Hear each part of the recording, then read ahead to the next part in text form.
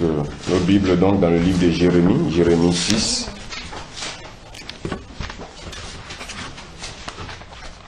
À partir du verset 22.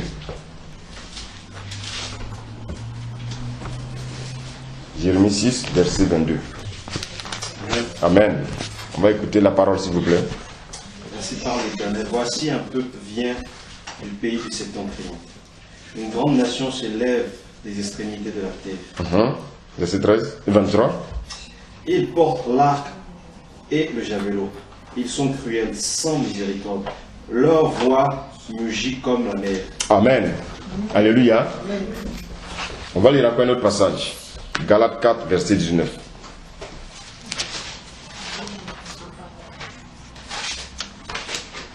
Galates 4, verset 19.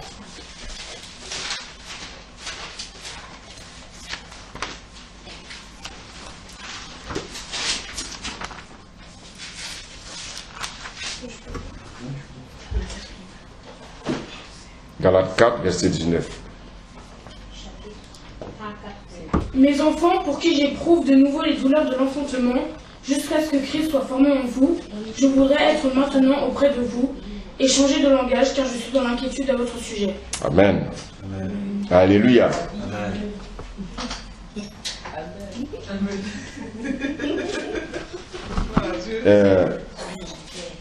Comment vous appelez? Comment vous appelez? Evelyne. Il faut bien suivre votre fille.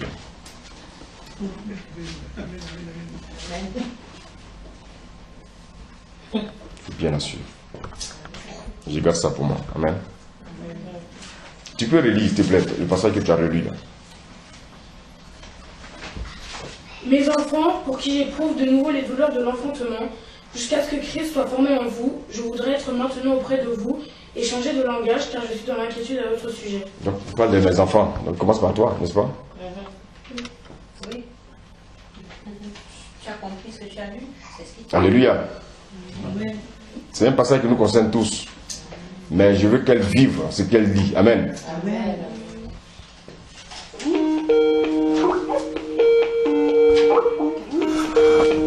Alléluia.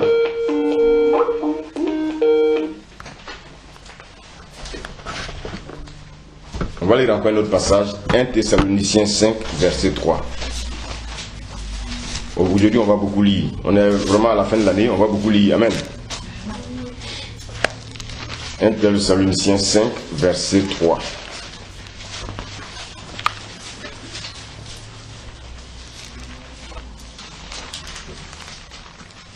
Comment tu t'appelles? Ah, je m'appelle Noémie. Noémie.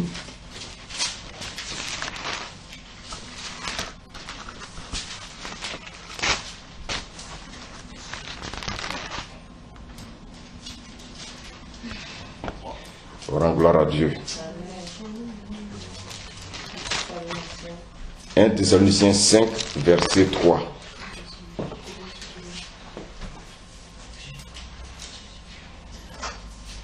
Quand les hommes diront paix et sûreté, alors une ruine soudaine les surprendra, comme les douleurs de l'enfantement surprennent la femme enceinte. Ils n'échapperont point. Amen. Amen. Je pense qu'il y a des femmes qui sont déjà tombées enceintes ici. Amen. Tout à l'heure, vous allez nous expliquer comment ça se passe. On va lire également un dernier passage. Enfin, un passage, je ne vais pas dire un dernier parce qu'on a beaucoup de passages à lire. On va lire Romains 8, verset 22. Merci Seigneur.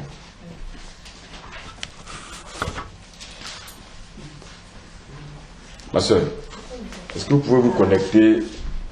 Là, on va vous expliquer. Vous vous connecter au Skype pour qu'on essaie de prier avec vous et vos enfants par Internet. Oui. Vous pouvez le faire? Oui, il y a la jeunesse. Ok. Ça va beaucoup vous aider. Amen. On lit? Albert veut lire. Ok, on bénit le Seigneur. Romains 8, verset 22.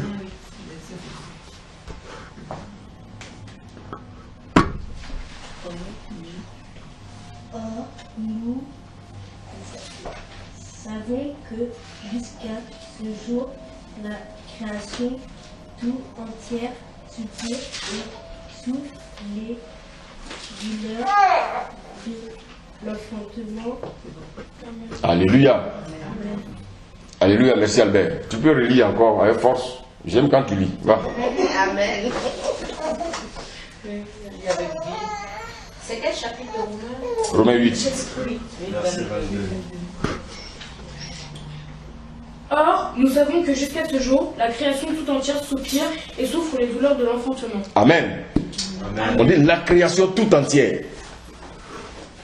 Bien aimé, la création tout entière. Dieu n'a pas dit les hommes. Dieu a dit la création, toute la création. Les feuilles, amen, les arbres souffrent des douleurs de l'enfantement. Regardez, quand une femme tombe enceinte, quand elle va voir le médecin, le diagnostic tombe, elle est enceinte, alors qu'il y a combien d'années elle attend un bébé, alléluia. Qu'est-ce qui l'anime? La joie. La joie l'anime. Une femme surtout qui doit enfanter son premier bébé, n'est-ce pas Cindy? Quelle a été la joie? La joie qui l'a animée. Mais quelques mois après, qu'est-ce qu'elle constate? Il y a les symptômes. Amen. Moi, ça va dire cette douleur-là qu'elle ne comprend pas. Les vomissements. Toutes ces choses qu'elle n'avait pas quand elle n'était pas enceinte. Voici, subitement, des choses se manifestent. Alléluia. Et elle commence à se plaindre. Vous avez déjà vu les femmes enceintes quand elles sont énervées? Si tu n'es pas calme, hein, mon Dieu, ça va chauffer. Amen. Elles se plaignent, c'est-à-dire elles se plaignent de tout. Nous allumons même la télévision. Amen. Un petit son. Oh, mais éteins la télé. Ah! Une télévision qu'elle augmentait avant. Maintenant, un petit son. Elle ne veut même... C'est-à-dire, tout commence à l'énerver. Alléluia. Maintenant, qu'est-ce qui va se passer? 9 mois après, elle va accoucher. Elle accouche. Amen. Elle a une double joie. La première joie, c'est laquelle? Non, elle n'est plus enceinte, elle a accouché. De voir son bébé. Alléluia. Et il y a une deuxième joie qu'elle ne dit pas, c'est laquelle? Elle est libre. Ah. Il y a une qui a été libérée, donc elle est témoin de ce qu'elle a vécu. Amen. Donc, Laure, on est libre. On est libre de quoi? De tous ces désagréments. Ah. Nous, les hommes, on ne parle pas, c'est les femmes qui répondent. Amen. Oui, de tous ces désagréments. Il y a eu quoi comme désagrément, par exemple? Il y en a tellement. Alléluia. Mais est-ce que ces désagréments vous ont amené à renoncer à votre enfant? Mais pourquoi quand on a des désagréments, nous chrétiens, on abandonne le Dieu? C'est vrai. Alléluia. Pourquoi quand Dieu nous dit quelque chose, quand ça ne nous arrache pas, on en abandonne jamais? Pourquoi vous n'allez pas à l'hôpital pour dire au médecin, ouvre mon ventre, enlève l'enfant parce que je vomis trop, je crache trop? Pourquoi ne dites pas ça? Parce que vous savez qu'au bout de cette souffrance, alléluia, il y a quoi? Il y a la délivrance. Il y a le bonheur, il y a la délivrance. Alléluia. Comment c'est beau d'avoir un enfant entre ses mains. Alléluia. Quand je suis allé à l'hôpital, j'ai vu Freddy jouer avec son bébé. J'étais dans la joie. Amen. Parce que ça me rappelait quand j'ai eu mon premier bébé. Amen. Quand on voit les autres, on dit, est-ce que j'aurai un enfant un jour? Alléluia. Dieu entend. Chaque fois que tu dis des choses là, Dieu t'entend. Amen. Toi qui attends un enfant, crois seulement. Amen. Dieu est vraiment fidèle.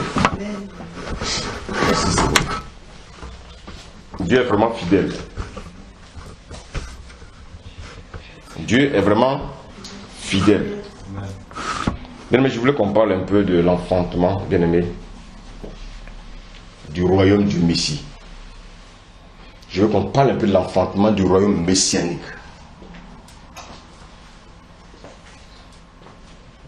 Nous ne devons pas vraiment être ignorants de ces choses. Amen. Il faut que Dieu nous éclaire. Parce que tu vas relire encore Romains 8, 22.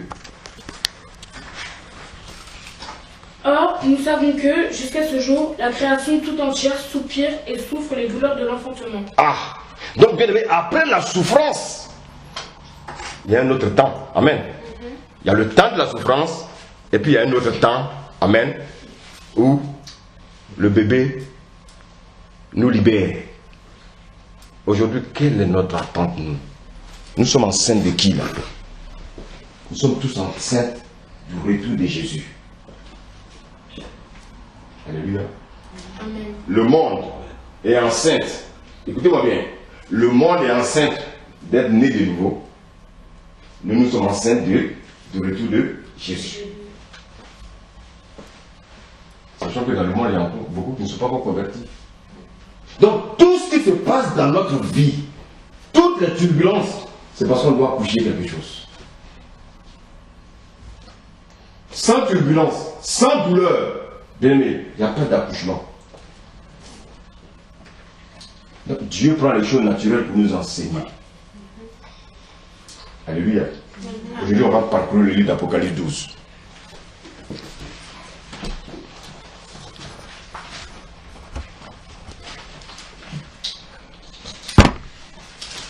Apocalypse 12.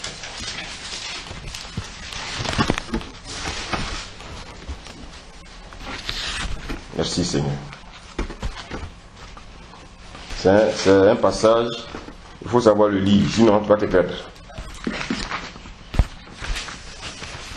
Apocalypse 12 à partir du verset 7. Du verset 7 au verset 11, s'il vous plaît.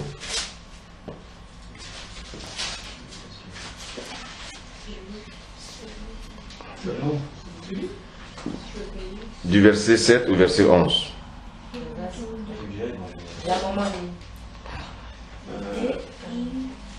Vous voulez lire?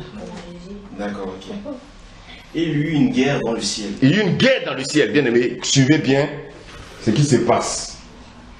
Michel et ses anges combattirent contre le dragon. Et le dragon et ses anges combattirent. Mais il ne fut pas les plus forts. Et leur place ne fut plus trouvée dans le ciel. Et il fut précipité, le dragon, le serpent ancien appelé le diable et Satan, lui qui séduisait toute la terre. Il fut précipité sur la terre et ses anges furent précipités avec lui. Et j'ai entendu du ciel une voix forte qui disait, maintenant le salut est arrivé. Ainsi que la puissance, le règne de notre Dieu et l'autorité de son Christ, car il a précipité l'accusateur de nos frères, celui qui les accusait devant Dieu, devant notre Dieu, jour et nuit. Ils l'ont vaincu à cause du sang de l'agneau et à cause de la parole de leur témoignage. Ils n'ont pas aimé leur vie jusqu'à craindre la mort. Amen. Amen. Amen. Alléluia. Merci, serviteur. Oh Seigneur, merci pour ce temps. Merci pour ce que tu vas nous dire ce soir. Bien aimé, ici, ça c'est le premier coup d'état depuis la création. Où Satan voulait prendre la place de notre Dieu. Alléluia. Et ça, vous pouvez le voir dans Ézéchiel 28. Où c'est vraiment bien détaillé. Alléluia. Donc, Satan, qu'on appelait Lucifer, bien aimé, s'est révélé, l'orgueil est rentré en lui, s'est révélé, et qu'est-ce qu'il va faire? Il va corrompre un tiers des anges. Heureusement, s'il avait réussi à corrompre les deux tiers, alléluia, il ne savait pas qu'est-ce que nous allons devenir, nous autres aujourd'hui. Gloire à Dieu, il a pu commettre seulement un tiers. Et qu'est-ce qui va se passer? Ils ont été précipités sur la terre. Et depuis lors, Satan a dans son esprit une vengeance farouche contre Dieu. Alléluia. Il veut se venger. Mais il sait qu'il ne peut plus atteindre Dieu. Amen. Il ne peut plus atteindre Dieu. Il va se rebeller. On va lire le verset 12, s'il vous plaît.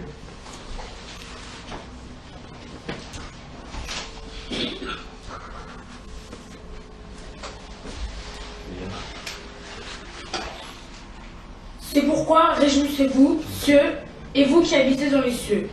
Malheur à la terre et à la mer. Malheur est descendu vers vous, animé d'une grande colère, sachant qu'il a peu de temps. Alléluia. Malheur à la terre et à la mer.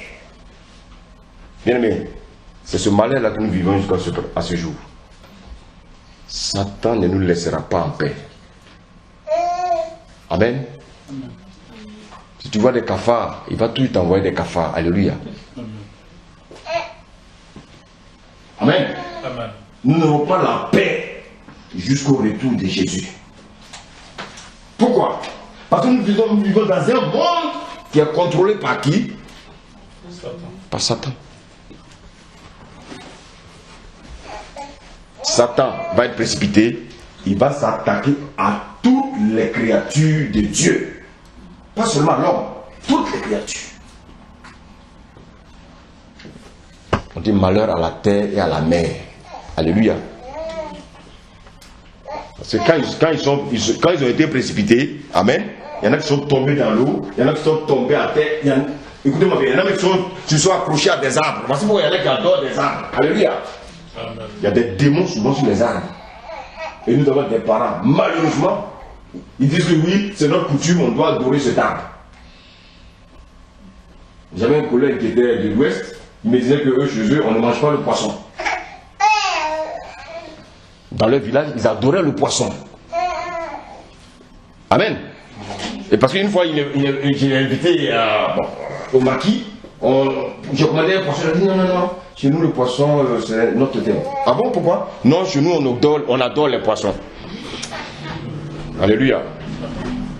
On dit au lieu d'adorer le Créateur, il y en a qui adorent la créature. Et bien aimé, dans l'ignorance, nous avons des parents qui ont adoré, bien aimé, la créature. Et il y en a qui continuent à adorer la créature. Donc s'ils ne sont pas nés de nouveau, bien aimés, ces mêmes démons-là contrôlent nos vies.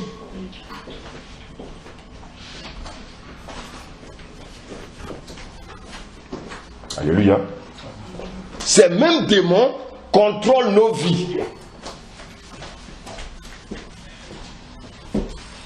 Alors, bien aimés, qu'est-ce que nous pouvons faire? Qu'est-ce que nous pouvons faire? Qu'est-ce que nous pouvons faire?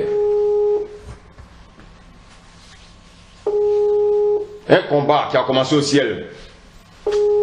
Ce combat n'est pas fini. Ce combat va continuer sur la terre. Ce combat va continuer sur la terre. Alléluia.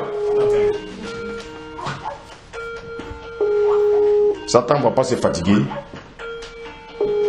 Il va aller s'installer tranquillement à Éden. Pourquoi? Parce qu'il avait un objectif. Parce qu'il savait que dans le plan de Dieu, Dieu voulait créer l'homme. Afin d'amener l'homme à faire sa volonté sur la terre. Alléluia. Dieu étant au ciel, donnait des instructions à l'homme pour que l'homme puisse gouverner la terre. Satan le savait. Dans le livre de Somme, il a dit quoi? Qui est l'homme pour que tu te souviennes de lui? Ça veut dire quoi? Le projet était déjà dans le ciel et Satan le savait. Satan le savait. Alléluia. Alléluia. Amen. Ce monde que Dieu nous a donné, Dieu a créé ce monde du premier jour au 5e jour, bien aimé. Le Seigneur dit quoi? Tout ce qu'il a créé était bon. Mais quand il a créé l'homme, il a dit quoi? C'était très... Donc Dieu savait ce qu'il faisait. Et on dit, le 7e jour, Dieu s'est reposé. Eh bien, mais est-ce que c'est pourquoi Dieu s'est reposé? Quand le repos de Dieu, bien aimé, ne veut pas dire que Dieu était fatigué, non. Le repos de Dieu, c'est que Dieu voulait que l'homme qu'il a créé à son image soit son relais. Amen, amen, amen. Il y en a qui ne comprennent pas, ils pensent que oui, Dieu n'est... Non, Dieu savait pourquoi il s'était reposé. Dieu, regardez bien, chaque fois que l'homme qui devait continuer le travail de Dieu, était hors du plan, Dieu descendait. Il le recadrait et puis il remontait. Dieu est toujours à l'affût. Il regarde tout ce qui se passe.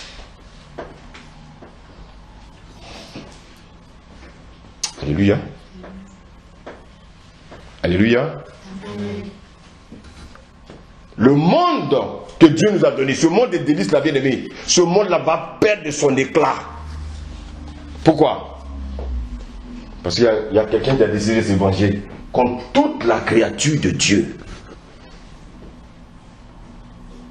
Toute la créature de Dieu, il va s'installer à Éden. Et bien aimé, quand on lit le Genèse 3, qu'est-ce qui va se passer? Il va introduire le péché. Alléluia. Il va introduire le péché dans le jardin. Nous savons la suite. Ça, ce n'est que le commencement. Pourquoi? Pourquoi il va introduire le péché dans le jardin? Parce qu'il savait le plan que Dieu avait pour l'homme. Donc il voulait contrecarrer ce plan rapidement. Mais bien aimé, ce qu'il ne savait pas, c'est que personne ne peut contrecarrer le plan de Dieu. Alléluia. Amen. Si Dieu veut utiliser ton bras droit et Satan te coupe le bras droit, Dieu permettra que tu utilises le bras gauche. Parce qu'il est Dieu. Parce qu'il est Dieu. Parce qu'il est Dieu. Et à cause de ce péché, Dieu va maudire Satan. Il va lui donner maintenant une parole, bien aimée. Parole prophétique dans Genèse 3, verset 15. Et on va le lire, s'il vous plaît. Genèse 3, verset 15.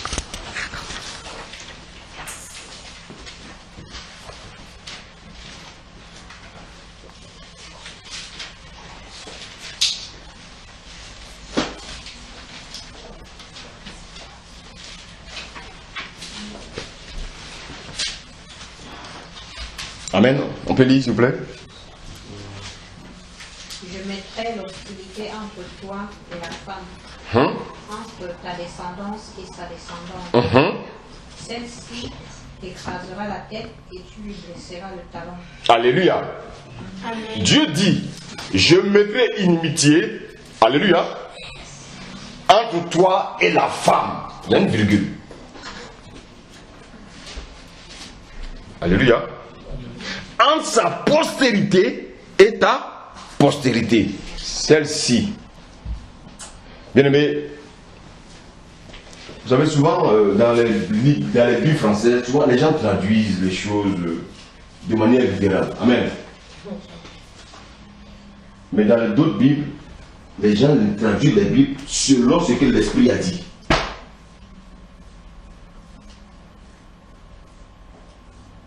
Parce que j'ai fait mes recherches, j'ai compris que dans la version hébraïque, il est écrit « Il t'écrasera le place ». Celui-ci. Celui-là? Celui-ci. Celui-ci t'écrasera. Celui-ci, il s'agissait de qui? Jésus. Ah. Merci. Celui-ci t'écrasera la tête. Et lui, il fera quoi? Satan fera quoi? Blessera le talon. Bien aimé, Satan n'a jamais oublié cette parole-là. Il va devenir encore plus furieux. Alléluia. Il va devenir encore plus furieux. Il ne va plus laisser l'homme en paix. Donc, comment toi, chrétien, tu veux que Satan te laisse en paix? Alléluia. Comment tu veux que Satan te laisse en paix? Une parole qu'il a reçue, c'est une parole prophétique. Il ne veut pas que ces paroles-là s'accomplissent.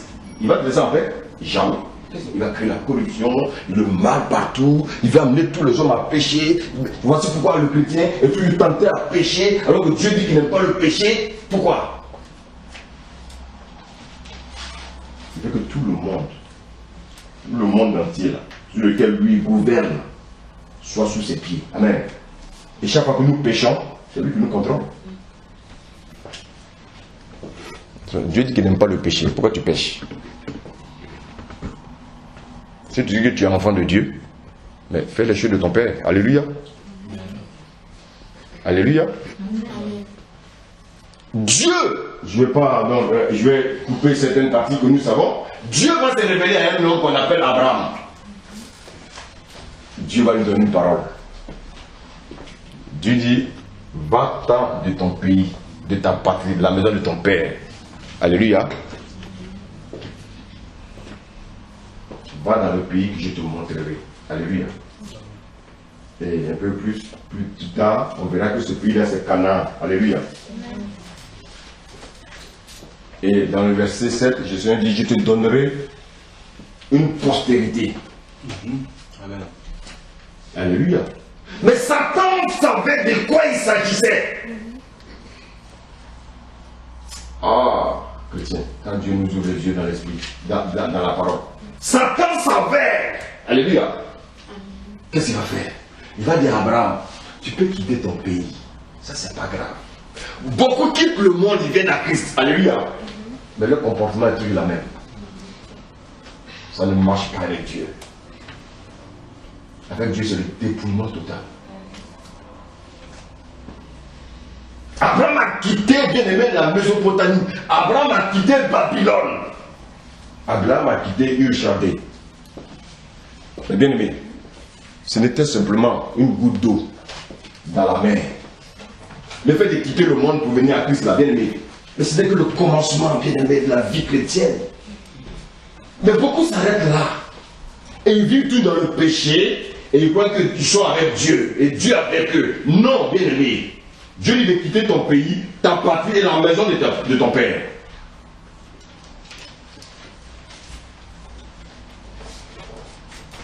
Et voici un monsieur à qui on va promettre une postérité qui, après 25 ans, alléluia, je peux même dire, 25, 24, pour moi, 25 ans, il n'avait même pas encore bien aimé un enfant. Selon le plan de Dieu,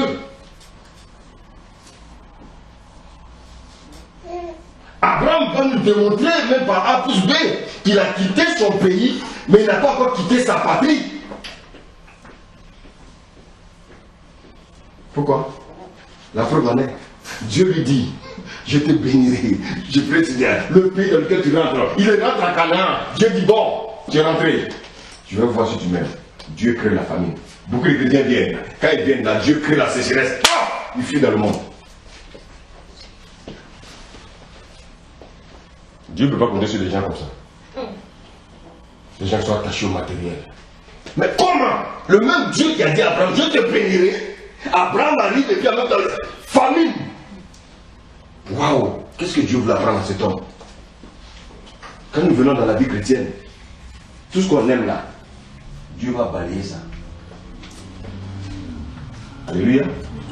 J'aime les boîtes de nuit, Dieu va balayer ça.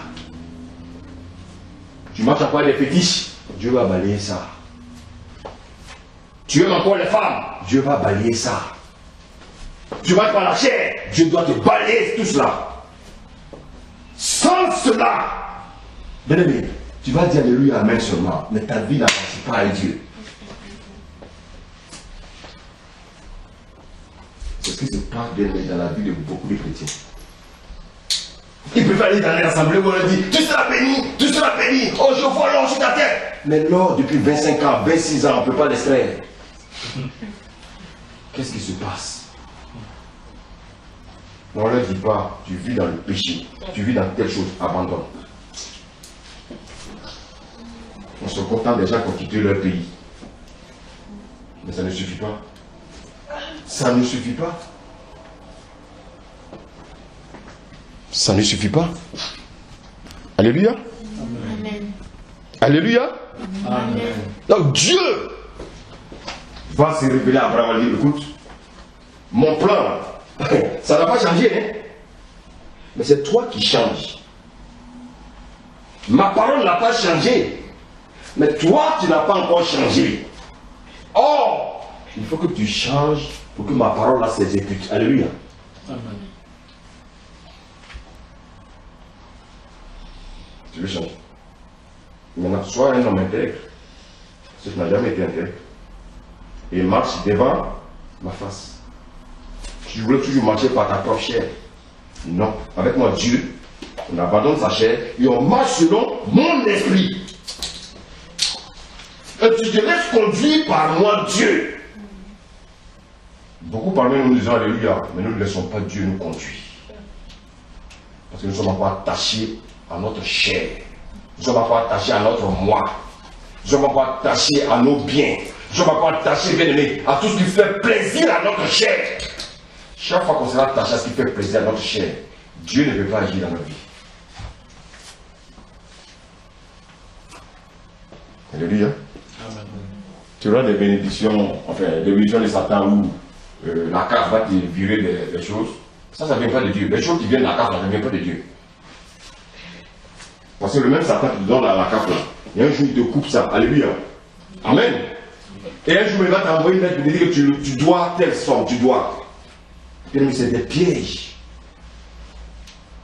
Laissons Dieu nous conduire. Amen. Amen. C'est lui qui sait la nourriture qu'il nous faut. Le peuple d'Israël était dans le désert. D'où sortait la nourriture? Est-ce qu'il a changé? Est-ce qu'il a changé? De la même main, elle continue de venir. Après, on va commencer à marcher maintenant bien aimé dans la droiture. Il va commencer à marcher devant Dieu. Marche devant ma face. 25 après, oh merci Seigneur. Isaac arrive. Alléluia. Mais Satan regarde encore, il dit, mais attends. Mais le gars, Isaac est venu au monde. Donc ça devient sérieux là, cette affaire-là. Ah bon? Parce que le diable savait que tout allait être déclenché à travers Isaac. Alléluia. Amen. Isaac va mettre au monde deux frères jumeaux. Mais il va s'accaparer déjà de un dans le ventre. Mais il y a un là, il ne peut pas toucher parce que ça appartient à Dieu. Dis Amen. Amen. Quand Dieu met la main sur un enfant, Amen, l'enfant va être un drogué, l'enfant va être un vendeur de ceci, l'enfant va être une prostituée. Alléluia. Mais au temps de Dieu, Dieu nettoie cet enfant. C'est pour ça que bien aimé, je voulais dire aux mamans, aux parents, vous avez des enfants qui sont turbulents, priez simplement pour eux. Alléluia. Ne les maudissez pas, priez simplement pour eux. Alléluia. Parce que Dieu sait pourquoi ils sont d'abord turbulents. Alléluia. Dieu sait pourquoi ils commencent à vendre la drogue. Alléluia. Au temps de Dieu, il va le saisir, le nettoyer, il va le ramener où on vendait la drogue. Alléluia. Pour aller annoncer quoi? L'évangile.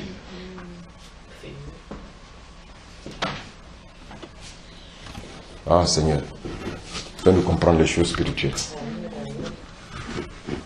Isaac va mettre au monde Jacob. Jacob, un usurpateur. Amen. Voici Dieu. Dieu prend un usurpateur. Cet usurpateur-là, c'était celui qui était dans le plan de Dieu. Alléluia. Donc Dieu peut prendre un morveux, un domicile sans fixe. Amen. Nous, quand on passe à côté de lui, on dit qu'il sent mauvais. On parle à côté du SDF, c'est ça? On dit oui, il sent mauvais, mais il ne se lave pas. Mais bien aimé, Dieu a dépouillé des choses en lui. Tu es le dernier de ta famille. Les hommes te rejettent. Mais Dieu ne sait pas que Dieu a un plan pour toi. David était celui-là qui était rejeté par ses parents. Il était rejeté par son père. Il était même un enfant bien aimé, illégitime. Mais c'est lui qui était dans le plan de Dieu. Je ne sais pas ce que tu vis. Je ne sais pas ce que tu as vécu dans ton enfance. Mais je te dis ce soir que tu es un enfant légitime pour Dieu. Même si tu es illégitime pour tes parents, bien aimé Dieu sent. Alléluia. De Jacob va sortir 12 tribus. Alléluia. Et de ces 12 tribus, bien aimés, on aura une nation qu'on appelle la nation d'Israël. Le diable, il s'est dit, mais qu'est-ce qui se passe? Le gars là, il veut m'avoir. Alléluia. Et ce gars là veut m'avoir. Ce gars là veut m'avoir. Alléluia. Alors, bien aimé, donc, il faut que nous comprenions bien aimé ces choses-là. bien-aimé, à notre prophétie de Genèse 3, 7, 15 qui dit, celui-ci t'écrasera la tête. Amen. Mais lui, qu'est-ce qu'il fera? Te blessera le talon. Bien-aimé, entre les deux, vous choisissez lequel? Quand on écrase la tête de quelqu'un, il respire? Ah, d'accord. Dieu est tellement merveilleux. Et Satan savait que cet homme-là devait venir d'Israël. Amen. Satan savait. Il dit, mais attends, monsieur là, il y a les nations là, ils ne s'occupent même pas des nations, mais ils s'attachent à ce peuple-là. Cet homme-là, bien-aimé, devait venir d'Israël. Maintenant, on va le lire, maintenant, on va remonter maintenant. On va recommencer maintenant par Apocalypse verset 1. Apocalypse 12, verset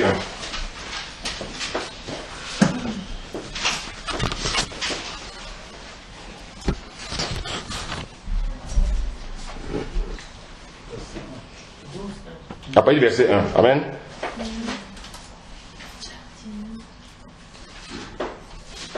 Vas-y.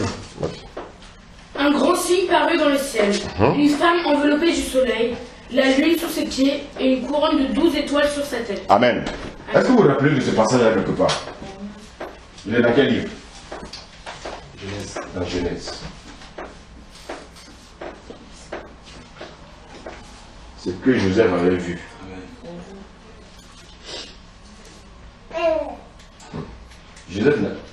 Joseph avait vu spirituellement une nation. Au travers de tout ce qu'il voyait, c'est une nation il voyait. La Bible, quand son père a gardé ses... C'est nous les chrétiens seulement qui ne gardons pas les choses. Marie a gardé ces choses dans son cœur. Mais nous ne gardons pas ces choses-là dans notre cœur. Nous courons seulement derrière les choses de ce monde. Oui, comment dire pour devenir riche? Oui, je ne travaille pas, qu'est-ce que je vais devenir? Mais écoute, ils m'ont coupé les acédiques là. Tu vis l'acédique?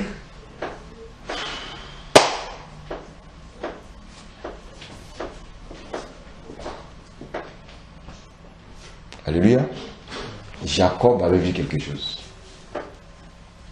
Dis la suite. Merci Seigneur. Elle était enceinte. Ah, elle était enceinte. Elle était enceinte. Mais on nous parle de la lune, on nous parle du soleil, on nous parle de 12 étoiles, on dit, elle était enceinte.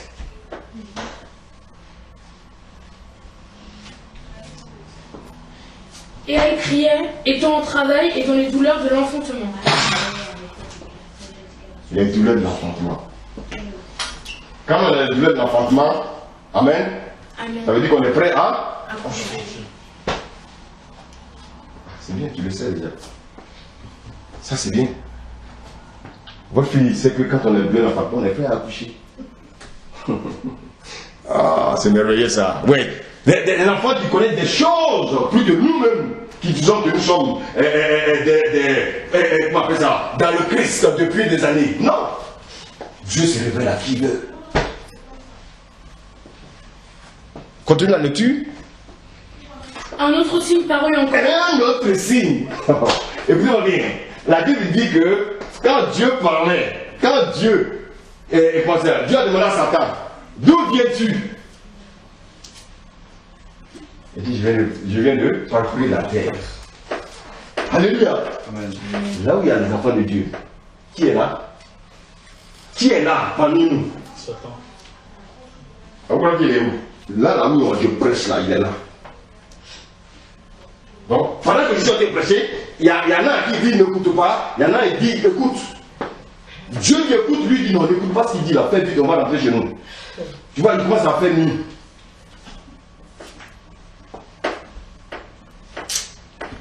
Un autre signe parut encore dans le ciel, et voici, c'est un grand dragon rouge, ayant 7 têtes et 10 cornes, et sur ses têtes 7 diadèmes. Ah, bien-aimé, cette femme était enceinte, elle criait, elle était en travail, dans les douleurs, bien-aimé, de l'enfantement.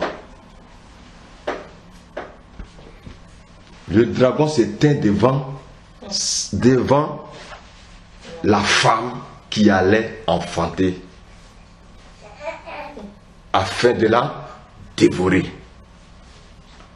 Afin de dévorer, pardon, son enfant lorsqu'elle aurait enfanté. Bien aimé, quand on lit 1 Pierre 5, verset 8, il dit quoi? On dit à quelqu'un qui rôde. Alléluia. Il a toujours rôdé. Depuis le commencement, il rôdait. Et puis toi, tu ne veux pas qu'il rôde à côté de toi. Chrétien, tu es chrétien? Il va toujours rôder à côté de toi, mon frère. Non, il va rôder. Tu peux. Beaucoup disent, je lis, je te lis, je te lis, je te lis, je te lis. Tu as entendu ça, non? Il y en a qui disent, non? Il dit, je lis Satan. Mais tu l'as lié le lundi. Le mardi encore, tu le lis. Mais non, qui l'a délié? Qui l'a délié entre lundi et mardi? Nous sommes ridicules, nous les chrétiens. Personne ne peut lier Satan. Amen. C'est après. Maintenant, personne. Parce que je comprends faire, on peut chasser les démons. Alléluia. Quelqu'un me disait, mais pourquoi Dieu n'a pas tué les serpents dans le désert? Est-ce que Dieu ne pouvait pas les tuer? C'était une garantie pardon, pour Dieu, pour que ses enfants marchent dans la droiture. Quand les enfants sont en besoin, il dit, serpent, allez les morts dans tout. Amen. Les morts, quand ils vont crier, oh Seigneur, on va arrêter. Ah bon, serpent, ils disent qu'ils vont arrêter. Mets-toi. Ne va pas loin, mets-toi. Ah, Jésus, merci. Continue. Sa queue entraînait le tiers des étoiles du ciel. Amen, on va s'arrêter là. Bien aimé, la Bible dit que Satan était en train de rôder. Il a vu quelque chose. Amen. Il a vu quelque chose se passe en Israël. Il dit, mais qu'est-ce qui se passe là? Mais il y a une femme. Mais elle n'a jamais eu de contact avec un homme. Et bizarrement, elle est enceinte. Mais qu'est-ce qui se passe là? Satan est en train de rôder. Alléluia. Il est en train de rôder. Mais rôder à côté de qui? On va dire ça, Matthieu 1. Matthieu 1, merci Seigneur. Ça va ma soeur? Ça va? Le message ça va? Ok, merci Seigneur. Matthieu 1, verset 18. Quelqu'un peut lire s'il vous plaît? Les douleurs de l'enfantement. Je lis la parole. Amen. Voici de quelle manière arriva la naissance de Jésus-Christ. Marie, sa mère, ayant été fiancée à Joseph, se trouva enceinte par la vertu du Saint-Esprit, avant qu'ils eussent habité ensemble. Joseph, son époux, qui était un homme de bien et qui ne voulait pas la diffamer, se proposa de rompre secrètement avec elle. Amen. Alléluia. Suivez bien ce que le Seigneur nous dit ce soir. Pourquoi Joseph voulait rompre? Dis à ton avis. Parce qu'elle s'est trouvée enceinte. Elle s'est trouvée enceinte. Tout homme digne. Donc, il faut qu'on se dise la vérité. Tout homme digne, il a jamais touché une femme, et tu la vois enceinte, mon ami, tu vas dire quoi? Elle était trompée. Alléluia. Même si je désire un enfant. Amen. Amen. Mais je ne t'ai jamais touché. Et tu viens de me dire que tu es enceinte. Qu'est-ce que tu veux qu'il fasse? Et tu dis que tu vas dire quoi? Quelles que soient les explications que tu vas me donner, je ne peux pas comprendre. Est-ce qu'on est d'accord? Mais bien aimé, il y avait quelque chose derrière. Il y avait quelque chose qui se cachait derrière ce qui se passait. Satan est très malin. Satan connaît la parole. Pourquoi il voulait que Joseph rompe avec Marie? Alléluia. S'il rompait avec elle, les gens allaient la voir seule dans la ville d'Israël. Avec quoi? Alléluia. On va lire Deutéronome 22, s'il vous plaît.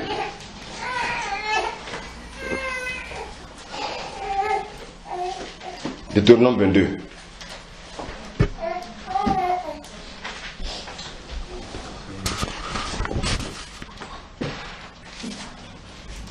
Deutéronome 22.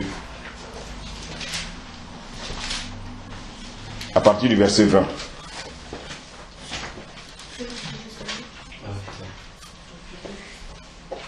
Deutéronome 22 à partir du verset 20. À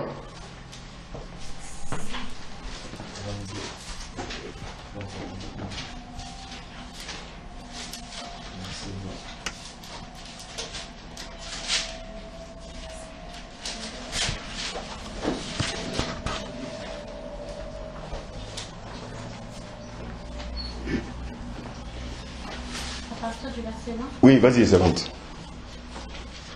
Si au contraire l'accusation se révèle juste, s'il n'y a pas de preuve que la jeune fille était vierge, on amènera celle-ci à l'entrée de la maison de son père, et les hommes de la ville lui jetteront des pierres jusqu'à ce qu'elle meure. Ah.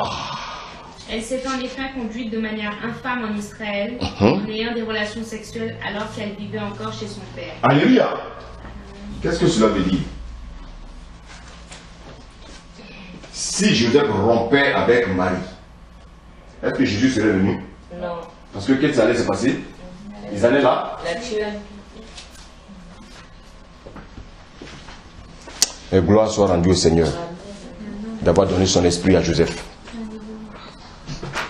Alléluia. La Bible dit que Dieu va se révéler à Joseph pour lui dire: Amen. Ne laisse pas ta femme. Cet enfant qui vient là est l'œuvre du Saint-Esprit. Alléluia. Garde ta femme.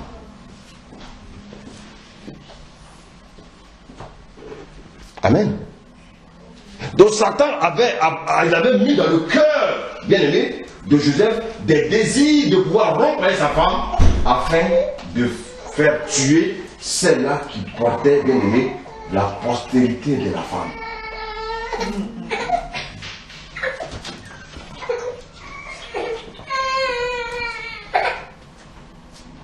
Alléluia.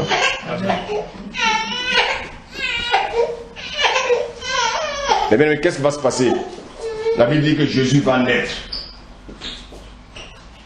Jésus va naître. Mais est-ce que Satan a arrêté son message? Il a arrêté sa mission? Non. Avec tout ce qui va se passer, on va le diffamer, on va dire oui qu'il a blasphémé contre Dieu, on va l'accuser à tort, jusqu'à ce qu'il se retrouve où? À la croix. Il meurt. Alléluia. Satan crie quoi? Je suis vainqueur. Amen. Le troisième jour, qu'est-ce qui se passe? Jésus, il ressuscite. Donc, Jésus a été blessé où?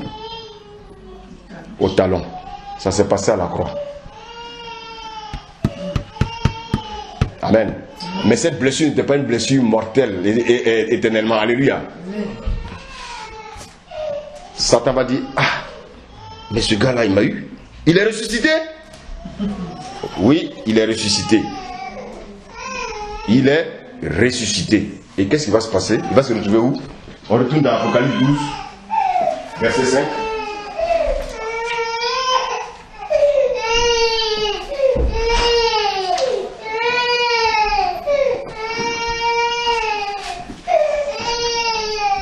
Apocalypse 12, verset 5.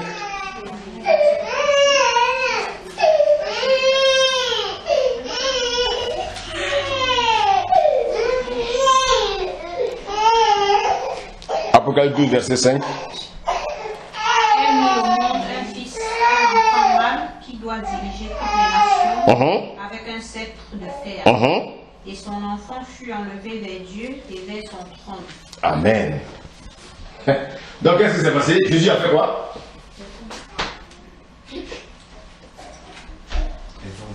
Il a été enlevé. Donc, il a dribblé qui? Il a dribblé qui? Satan.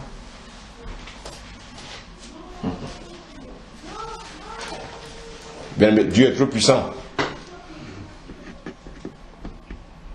Dieu est trop puissant. L'enfant a été enlevé. Et il a assis où? Au lieu de là? À la droite. Oh Seigneur, merci. Merci pour ta parole. Merci pour ta parole. L'enfant va donc échapper au dragon. L'enfant va échapper à Satan. Satan est tout furieux. Satan est tout furieux.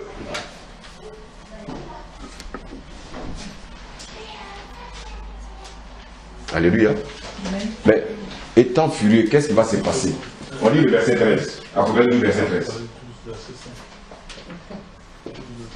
Quand le dragon vit qu'il avait été précipité sur la terre, il poursuivit la femme qui avait enfanté l'enfant mâle. Amen. Alléluia. Amen. Bien aimé. L'enfant a échappé au dragon. L'enfant a échappé à Satan. Donc, qu'est-ce qu'il va faire? Satan, il va se tourner contre qui? Contre qui? C'est écrit? C'est ce que tu viens de dire. Il va se tourner contre qui? La femme. La femme. Bien aimé, la femme là c'est qui? C'est Israël. Le peuple d'Israël. Quand on parle de la femme, il y en a qui pensent fortement à Marie. Non. La Bible dit que le salut vient des Juifs. Le salut c'est qui? C'est Christ. Amen. Or les Juifs c'est le peuple d'Israël. Alléluia. Aujourd'hui, regardez combien de fois Israël les nations sont acharnées contre Israël. Bien aimé, tout ce qui se passe là, tout ce qui se passe aujourd'hui dans le monde, c'est pour un seul but: aller contre Israël. Nous les chrétiens sommes encore distraits. Quand aujourd'hui, souvent je regarde sur internet, je vois même des païens qui parlent, qui racontent des choses qui sont bibliques que les chrétiens même ne savent pas. Mais je dis, mais comment ils font? Et nous qui sommes même au cœur même de la situation, ce qui nous intéresse à savoir comment bien travailler, comment bien avoir la sédique, comment je vais payer ma maison, comment je vais payer une télévision. Ma télévision a vieilli, ça fait 2 ans, je dois la changer parce que je suis allé chez le voisin, sa télévision a changé, il faut que moi aussi j'ai une nouvelle télévision. Les chrétiens, on n'est pas à ce stade-là.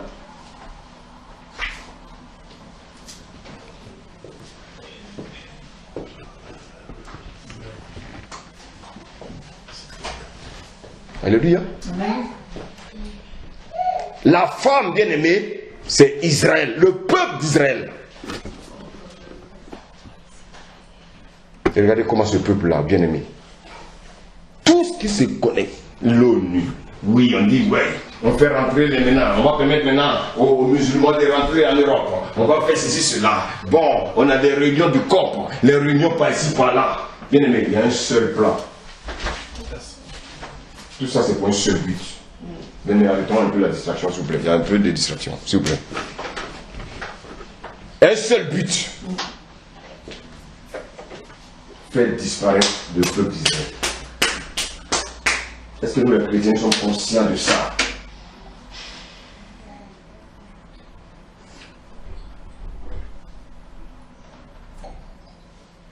Mais souvent, il y a mon cœur qui saigne. Pourquoi? Parce que nous sommes vraiment loin, bien aimés, de la vérité. On se contente des messages bonbons, des messages mielleux, au lieu de rechercher la vérité. Parce que, bien aimé, je vous dis sincèrement, le retour de Jésus ne sera pas, bien aimé, une mince affaire. Donc tous les chrétiens qui ne vivront pas selon la parole de Dieu seront, bien aimés, out.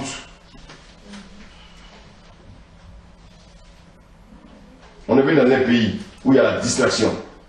On est venu dans un pays où on pense que le monde s'arrête là. L'Africain, quand il quitte l'Afrique et puis il vient en France, il pense que c'est la fin du monde. Mais c'est la misère, la France.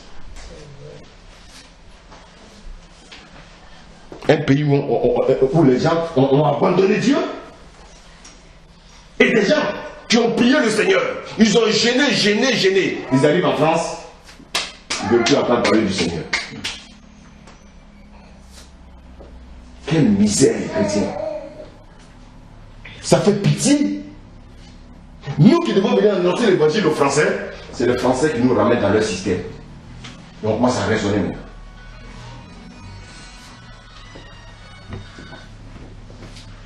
On commence à raisonner. On est dans les raisonnements. Chrétiens, actuellement nous souffrons de douleur d'enfantement. Alléluia. Je vous dis, que le bébé va naître. Le retour de Jésus est imminent. Quand tu parles à ça, il dit non, mais au temps de Paul, on disait qu'il est imminent. Mais, non, mais si au temps de Paul, on disait qu'il était imminent, c'est-à-dire que nous devons faire attention. Est-ce que vous faites attention? Tout ce qui vous intéresse, c'est les choses matérielles.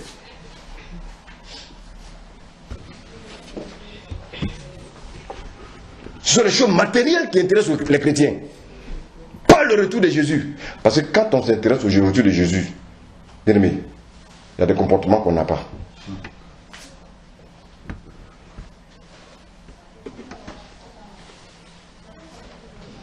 Alléluia. Amen. Cet enfant mâle dont il s'agissait, c'était le Messie. Celui-là qui venait sauver le monde de ce péché. Et vous croyez que Satan va vous laisser en paix? Quand vous avez un petit bobo net, vous criez. Vous avez un petit problème, vous criez. Ce n'est que nous sommes actuellement dans la douleur de l'enfantement. Donc nous crions, comme les femmes enceintes crient, mais elles ne sont pas encore à terme. Elles doivent persévérer. Nous devons aussi persévérer bien aimé, dans tout ce qui nous arrive. Moi aujourd'hui j'ai un seul souhait. Que Jésus revienne maintenant. Je m'en fous du reste. Je ne sais pas à qui ils ont demandé une fois là. Ah non mais il ne faut pas que Jésus vienne maintenant parce qu'il faut que j'ai mon diplôme de médecine.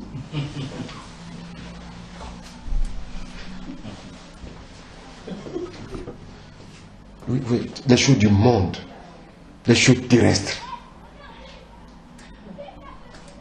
Le diplôme nous on a eu là, c'est devenu quoi? Qu'est-ce qu'on a devenu? C'est classé. Dieu s'en fout de ça. Il dit allez, laisse ça, allez, tue-moi. Tu m'en laisses là, fais ce que je te dis. Il y a combien qui peut entendre la voix de Dieu comme ça? Et puis il dit je lâche. Il y en a combien? C'est une grâce.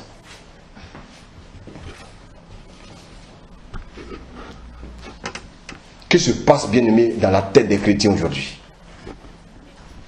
Qu'est-ce que nous recherchons? Nous courons de gauche à droite. Qu'est-ce que nous recherchons?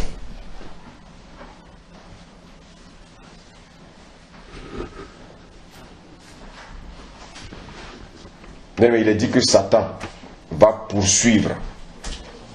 Alléluia. Satan va poursuivre, bien aimé, l'enfant mâle.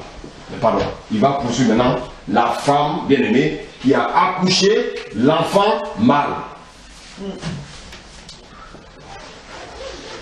Mais vous savez, Dieu est tellement bon.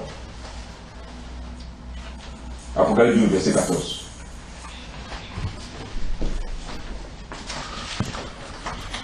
Et les deux ailes du grand aigle furent données à la femme, afin qu'elle s'envolât au désert, vers son lieu où elle est nourrie un temps, des temps, et la moitié d'un temps, loin de la face du serpent. Continue. Et de sa bouche, le serpent lança de l'eau comme... Bon, non, on va reprendre le verset 14, s'il te plaît. Et les deux ailes du grand aigle furent données à la femme, afin qu'elle s'envolât au désert, vers son lieu. Amen. Amen. Où la femme est partie? Amen. S'envoler au désert. S'envoler au désert. Je vous pose une question. Ça vous rappelle quoi? La lia. La lia.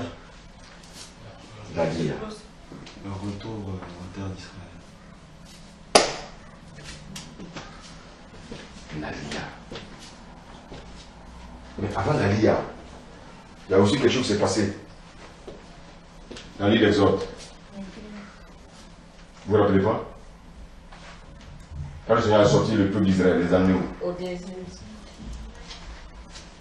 Et au désert, il a dit quelque chose d'important. Parler à son cœur. À son cœur. Alléluia. Qu'est-ce qui se passe dans ta vie aujourd'hui depuis tout souffres? Dieu est en train de parler à son cœur. Chaque souffrance que tu traverses, au lieu de chercher à sortir de cette souffrance, assieds-toi et demande à Dieu ce qu'il veut te dire. Alléluia. Nous ne voulons pas écouter Dieu. Qu'est-ce qui est arrivé dans ta vie ces temps-ci là Assieds-toi et pose la question à Dieu, parce que tu es encore dans la distraction, Dieu veut te parler.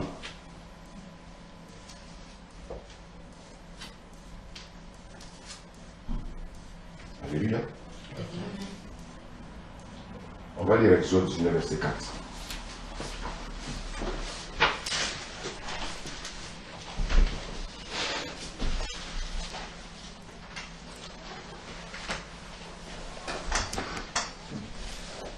Vous avez vu ce que j'ai fait à l'Égypte et comment je vous ai porté sur des ailes d'aigle et amené vers moi.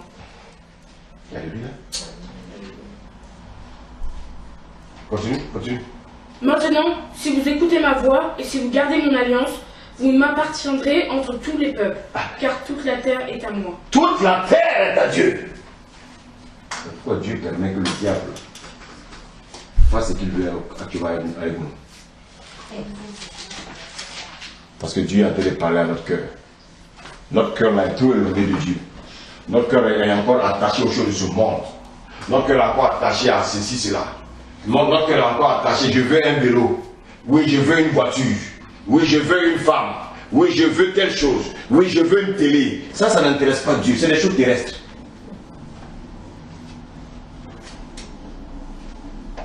Dieu parle dans nos cœurs. Quand Dieu nous envoie dans le désert, c'est pour quelque chose de précis. Osée 2, verset 16 dit, Dieu nous envoie dans le désert pour parler à notre cœur.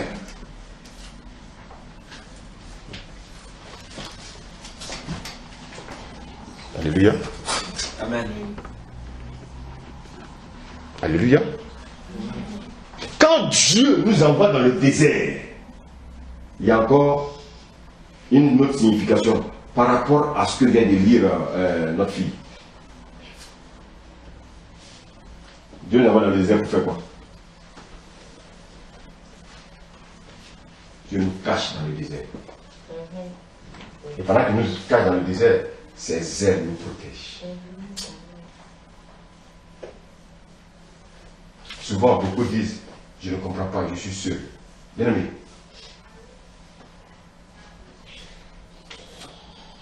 une fois, je marchais, je ne comprenais pas ce qui m'arrive. J'étais devenu bizarre. Et puis, j'ai rencontré l'apôtre Shura. Il m'a dit, homme de Dieu. Dieu me dit qu'il est en train de te demander. Dieu est en train de te demander. Mais tu sais pourquoi Dieu te demande? Je suis passé aussi par le mondage. Un moment, tu vas marcher dans la solitude. Tout le monde va te fuir. Moi, ma femme, tout le monde m'enfuit. C'est Dieu qui permet ça. Quand Dieu veut te faire monter d'un cran, il va te laisser seul. Les gens ne vont pas te comprendre. On va te trouver très bizarre. Quand tu approches à voler quelqu'un, on dirait que tu as une odeur sur toi, nauséabonde, qui fait que les gens fuient. Dieu peut permettre cette odeur-là pour que les gens te fuient. Parce que Dieu est en train de te préparer. Tes parents même vont te fuir. Ils vont dire non, non, non, celui-là on va le renier parce qu'il a accepté Jésus. C'est le Seigneur qui permet ça. Tu ne comprends pas. Plus tu t'approches de tes parents, plus ils te rejettent. Plus tu t'approches d'eux, plus tu te rejettes. Tu leur fais des cadeaux, des cadeaux. Quand tu sors, tu dis. Parce que Dieu, quand il nous conduit dans le désert, il n'y a pas d'eau. Dans le désert, il n'y a pas de nourriture. Il n'y a que quoi? Des insectes piquants. Et nous ne voulons pas avoir des insectes piquants. Nous voulons rester dans notre confort. Le confort des maisons que la France nous a donné. Vous ne voulez pas sortir de là. Vous voulez toujours tendre la main aux hommes au lieu de rechercher la face de Dieu.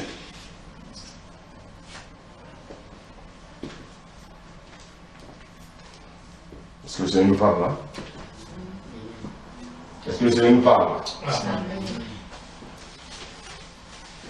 Je vais aller voir le maire. Alors, je connais une assistance sociale. On va aller prendre la main de l'assistance sociale. Donne-moi, donne-moi, donne-moi. C'est ce que nous on aime.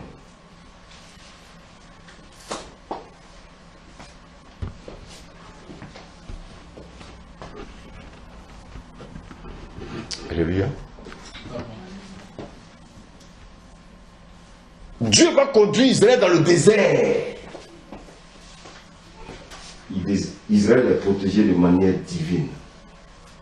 Les ailes de Dieu sont la protection divine pour Israël. Spirituellement, Israël que nous voyons là est entre les mains de Dieu. Les nations n'ont qu'à faire tout ce qu'ils veulent. Mais Dieu est au contrôle. Alléluia.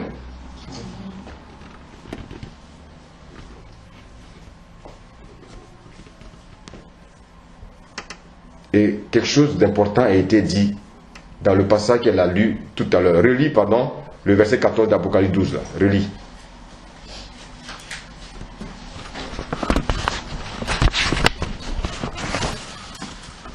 Merci Seigneur.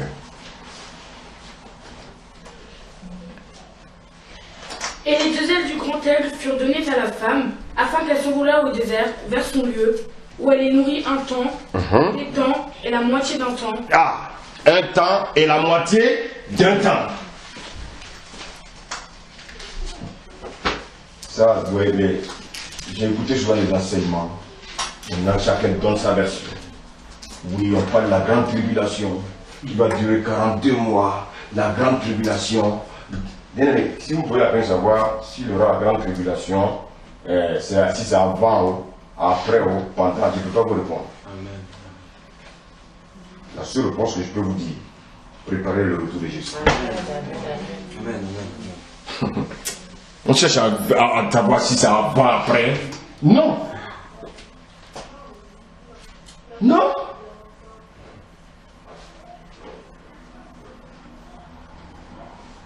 Préparons le retour de Yeshua Machia. C'est tout. Mais comment on le prépare? Dans la sanctification. Dans la communion fraternelle. C'est ce que nous faisons là. Qu'est-ce que nous faisons? Je vais aller préparer le retour de Jésus. Nous gênons pour le peuple de France. Alléluia. Nous gênons pour que les âmes soient gagnées. Bien, vous comprenez que ça, c'est ce que Dieu nous demande. Dieu ne demande pas aux choses, il ne nous demande pas d'acheter des voitures. Dieu ne demande pas d'acheter des avions. Dieu nous demande de gêner pour le peuple qui meurt. Alléluia. Sans cela, il va te dire, mon fils, je me rappelle que tu avais gêné, tu n'avais pas mangé. Moi, je te redonne la nourriture que tu as manquée.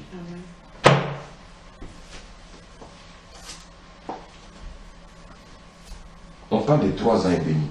Ça veut dire quoi? Dieu est simplement de nous dire que, comme ce n'est pas un chiffre qui est complet, qui est entier, c'est-à-dire malgré tout ce que Satan va faire, il ne peut pas nous atteindre. C'est tout. C'est un signe qui est symbolique. Ça ne veut pas dire pendant 7 ans, il y aura une tribulation, et après. Les chrétiens cherchent si c'est après. Ils n'ont pas besoin de savoir si c'est après. Prépare maintenant le retour de Jésus. Et comment tu le prépares toi? Comment nous le préparons? Dans le mensonge? Dans le péché? Dans la diffamation? Dans les critiques? Dans les calomnies? Si nous faisons ces choses, nous ne partirons pas.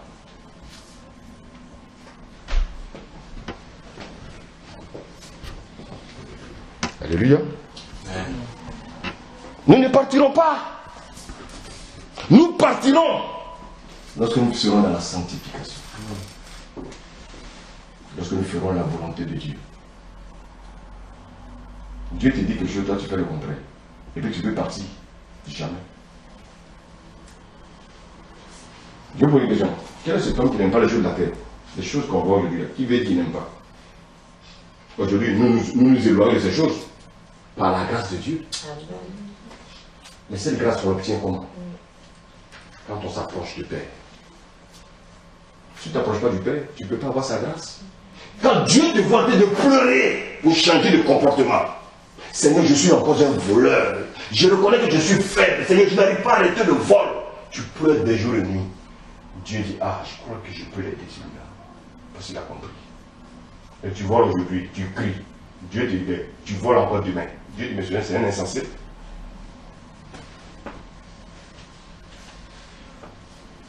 C'est un insensé. La grâce de Dieu n'est pas la tolérance du péché. Beaucoup disent, ah, nous sommes sous la grâce. Dieu a, de toute façon, Jésus a déjà pris tous nos péchés. Il continue à forniquer.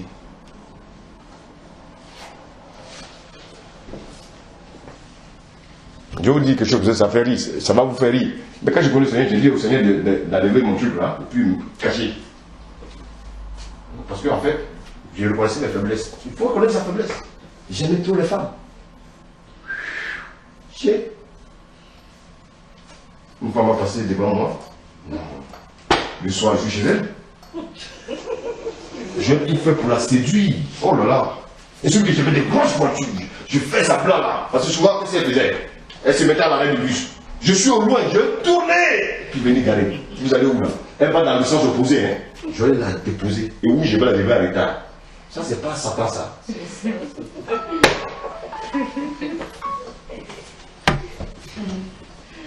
Ah, bien aimé, vous dites la vérité. Moi, je ne cache pas.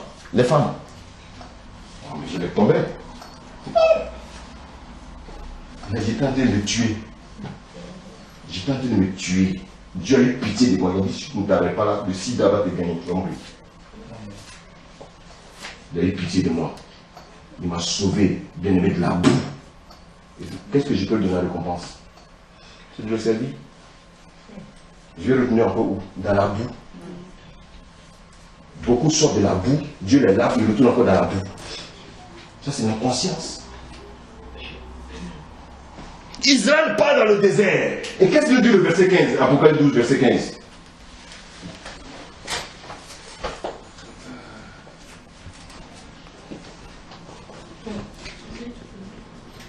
Et de sa bouche, le serpent lança de l'eau comme un fleuve derrière la femme. Amen. On va lire le livre de Nombre. Nombre 21, verset 4. Nombre, c'est dans le Nouveau Testament. Et dans l'Ancien Testament, pardon.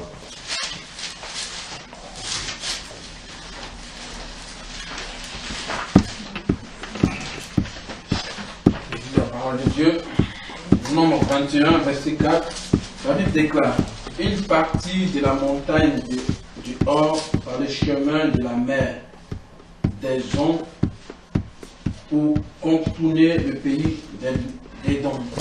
Amen. On va aller en profondeur.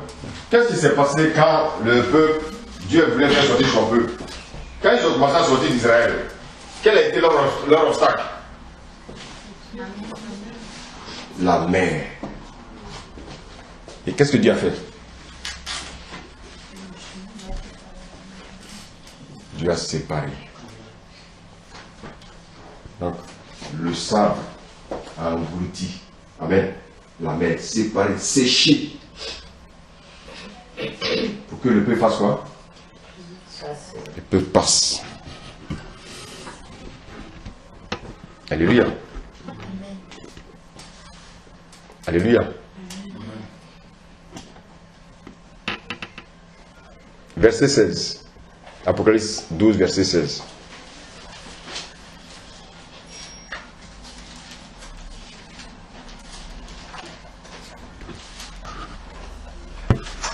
Et la terre secoua la femme, et la terre ouvrit sa bouche et engloutit le fleuve que le dragon avait lancé de sa bouche. Amen. Amen. Mais c'est ce qui a déjà été. Dieu ne fait que nous rappeler un peu comment lui travaille, comment Satan travaille. La mère qui était la bien-aimée, c'était quoi? C'était, si vous voulez, c'était un obstacle que Satan a mis. Comment on allait faire pour partir là? Mais il ne savait pas qu'il y avait un Dieu qui était trop puissant. Satan va encore lancer le feu, mais Dieu va faire quoi? Ça va être englouti. Il a dit à un peuple d'Israël que je suis avec vous. Dieu est avec toi. Qu'est-ce que tu traverses? Il est avec toi. Mais écoute simplement ce qu'il veut te dire. Vous savez, souvent on tombe malade. On va à l'hôpital, on ne guérit pas. Mais on continue à prendre des médicaments. On est toujours malade, on prend les médicaments. On est toujours malade, on prend les médicaments. Assieds-toi un jour comme ça. Je ne sais pas encore de vie. Assieds-toi. Seigneur, pourquoi je souffre comme ça? Ah, Dieu va dire, il a compris. Tant que tu veux prendre les médicaments, Dieu est à côté de toi. Dieu, il ne va pas te dire de prendre les médicaments, hein? Non. Jusqu'à ce que toi-même, je te dis, mais Seigneur, qu'est-ce qui ne va pas dans ma vie? Ah! L'or a compris. Elle a ouvert sa bouche, mais vous pouvez la tenir savoir qu'est-ce qui ne va pas dans ma vie. C'est ma fille, je vais lui répondre. En Afrique, on dit papato. Papato, vous savez ce que ça veut dire papato? Quelqu'un qui se met des affaires de celui qui ne regarde pas. Donc Dieu ne s'occupe pas des affaires qui ne regardent pas. Si tu penses que les médicaments peuvent te guérir, quand tu vas te rendre compte que les médicaments ne peuvent pas te guérir, que tu viens vers lui, tu dis, ah, c'est vrai, je suis le bon médecin. C'est moi le vrai médecin. C'est moi qui apporte la guérison. Quand on a une situation, il ne faut pas prier pour sortir de la situation. Alléluia. Il faut prier pour que Dieu te dise pourquoi tu es dans la situation. Quand il va te révéler pourquoi tu es dans la situation, le maître va te montrer comment tu vas en sortir. Nous, on veut sortir. On veut sortir pour le dans le péché. Non. Dieu va dire, ah, la maladie là, c'est parce que tu es dans le péché que tu l'as. Est-ce que tu vas arrêter le péché? Oui, papa. Mais il va te guérir. Tu vas encore retourner dedans. Il sait que c'est pour la mort. Alléluia. Amen. Alléluia. Amen. Et la femme va s'enfuir dans le désert. Qu'est-ce qui va se passer? Verset 17, Apocalypse 12. Aujourd'hui, on est dans Apocalypse 12. Et le dragon fut irrité contre la femme, et il s'en alla faire la guerre au reste de sa postérité. Ah! Bien aimé, il ne baisse jamais les mains. La femme va s'enfuir, et il va aller faire la guerre à qui? À sa postérité. Et quelles sont ces postérités-là? Oui. À ceux qui gardent les commandements de Dieu et qui ont le témoignage de Jésus-Christ. Donc là, il y a deux. Dieu parle de deux identités. Deux entités. Il dit, ceux qui gardent le commandement de Dieu. Dis-moi, qui garde le commandement de Dieu? Oui, mais précisément. Oui, mais précisément. Israël.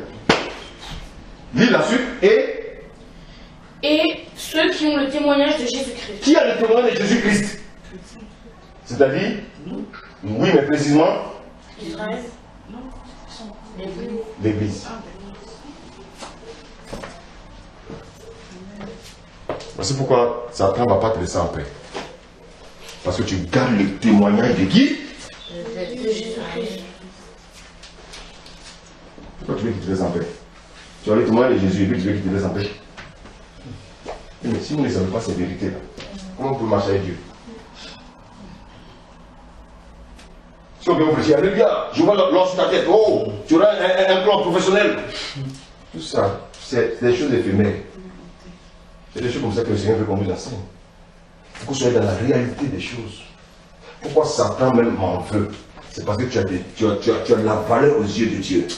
Parce que tu détiens le témoignage de Christ. Si tu n'as pas le témoignage de Christ, qu'est-ce que Satan va faire avec toi?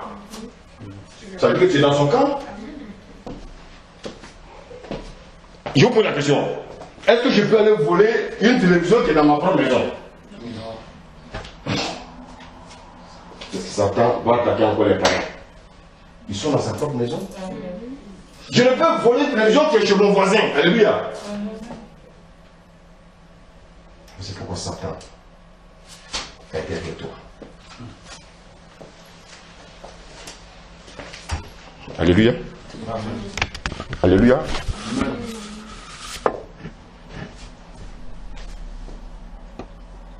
Ceux qui gardent le commandement de Dieu. La parole de Dieu est très précise. Israël n'a pas connu Jésus. Alléluia. Enfin, un guillemets. Mais nous, aujourd'hui, quand on touche ce qu'on fait, c'est au nom de qui? Jésus.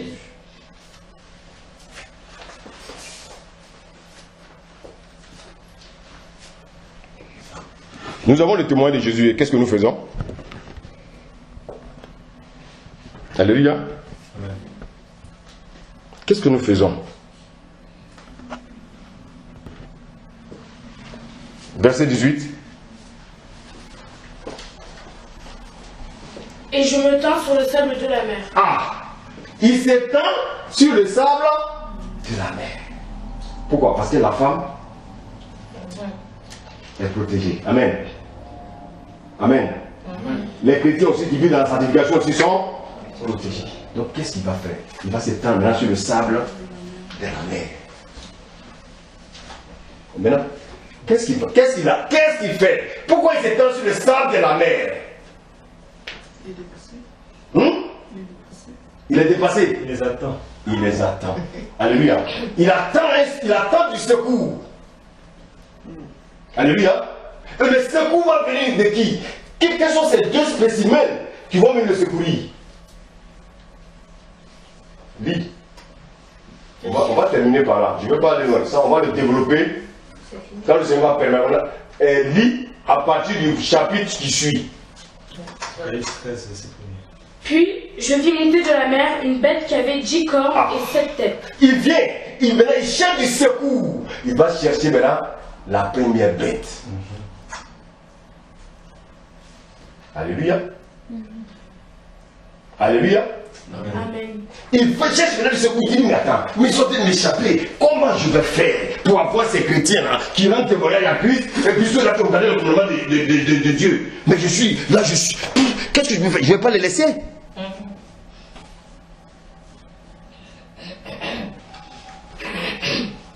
Relis, s'il te plaît. J'aime ce passage-là. Puis je vis monter de la mer une bête qui avait 10 cornes et 7 têtes. Ça va nous rappeler quelque chose. Ça nous rappelle quelque chose, non? Amen. Donc, il va faire appel à la première bête qui monte de la mer. Il va faire appel encore à qui? On a parlé de deux spécimens. Dis le verset 11. Du chapitre 13. Toujours chapitre 13. Puis je vis monter de la terre une autre bête qui avait 2 cornes semblables à celles d'un homme. Alléluia. Tout à l'heure on a dit malheur à la terre et à la mer. Donc il a tout bouclé. Un spécimen va s'occuper de la terre et un autre spécimen va s'occuper de la mer. Il y a un qui sort de la mer et un qui sort de la terre. Donc il y a la première bête. Amen. Et puis il y a une deuxième bête. C'est cela que nous poussons aujourd'hui. Par la séduction, ces choses. On va les voir. Comment nous sommes séduits par les choses de la terre. Comment la deuxième bête travaille dans la vie des chrétiens. Amen. Elle guette la grande prostituée. Chrétiens, si nous ne vivons pas dans la sanctification, nous serons emportés. Nous serons emportés. Nous ne savons pas où mettre la tête. La seule manière de où mettre la tête, c'est de rester caché dans le désert. Es-tu caché dans le désert? Le désert, c'est quoi? C'est ce que nous faisons là. La communion fraternelle, la parole de Dieu. On se nourrit. La manne, cette manne-là, qui est la parole de Dieu, c'est celle-là qui peut nous nourrir. Alléluia. Sinon, la première bête, la deuxième bête, ils ont miné la vie de chacun de nous.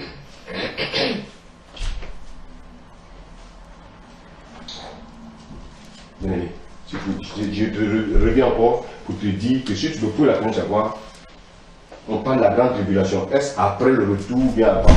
Je ne peux pas te répondre. La seule réponse que je peux te dire, c'est ce qu'Amos nous a dit. Prépare-toi à la rencontre de ton Dieu. Que le Seigneur nous bénisse ce soir. Amen.